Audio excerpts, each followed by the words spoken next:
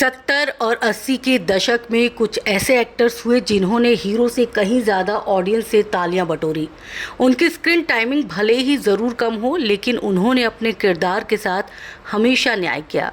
ऐसे ही एक एक्टर थे जिन्होंने हिंदी सिनेमा में कभी मर्डरर, कभी रेपिस्ट तो कभी गुंडे का किरदार निभाया, और उन्होंने इस किरदार को इतनी शिद्दत से निभाया कि उन्हें एक बार एक महिला से चप्पल तक खानी पड़ गई।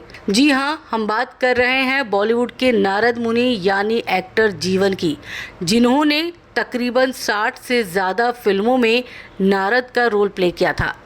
जीवन का जन्म 24 अक्टूबर 1915 में कश्मीर में हुआ। उनका असली नाम ओंकार नाथ धर था। वो बचपन से ही एक्टर बनना चाहते थे। जीवन का परिवार काफ़ी बड़ा था। उनके 24 भाई बहन थे।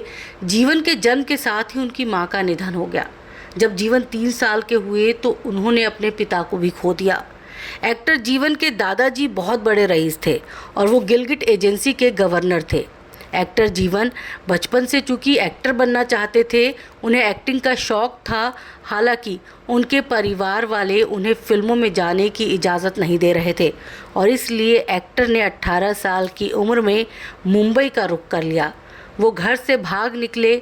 जिस वक्त वो घर से भागे, उनकी जेब में महज 26 रुपये थे। करियर के शुरुआती दिनों में जीवन ने मोहनलाल सिन्हा के स्टूडियो में काम किया। उस वक्त मोहनलाल जाने माने डायरेक्टर माने जाते थे। स्टूडियो में जीवन कुमार को मेकअप के लिए लकड़ी के टुकड़ों पर सिल्वर पेपर चिपकाने का काम मिला था।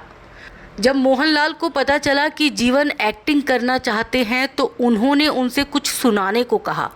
एक्टर ने अपने ही स्टाइल में डायलॉग बोल दिया और डायरेक्टर इससे इम्प्रेस हो गए। फिर साल 1935 में आई फिल्म फैशनेबल इंडिया में उन्हें एक्टिंग करने का मौका मिला। इसके बाद एक्टर एक के बाद एक फिल्म करते चले गए। जीवन को असल पहचान उस समय मिली जब 1935 में उन्होंने फिल्म रोमांटिक इंडिया में काम किया। जीवन कुमार ने अपने फिल्मी करियर में तकरीबन 60 से ज़्यादा धार्मिक फिल्मों में नारद मुनि का रोल प्ले किया था।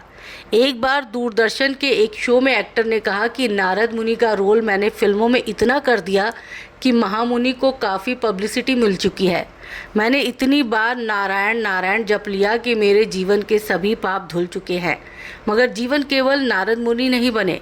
जब उन्हें एहसास हो गया कि उनका फेस हीरो वाला नहीं है तो उन्होंने विलन के रोल की तरफ रुख कर लिया। फिल्मों में जीवन अब तक नेगेटिव किरदार निभाकर खासे फेमस हो चुके थे। एक बार वो किसी इवेंट के लिए मुंबई से बाहर गए थे। जब वो ट्रेन से उतरे तो लोग उनके स्वागत के लिए खड़े थे। तभी पीछे से एक चप्पल उड़ती हुई आई और एक्टर के चेहरे पर पड़ी।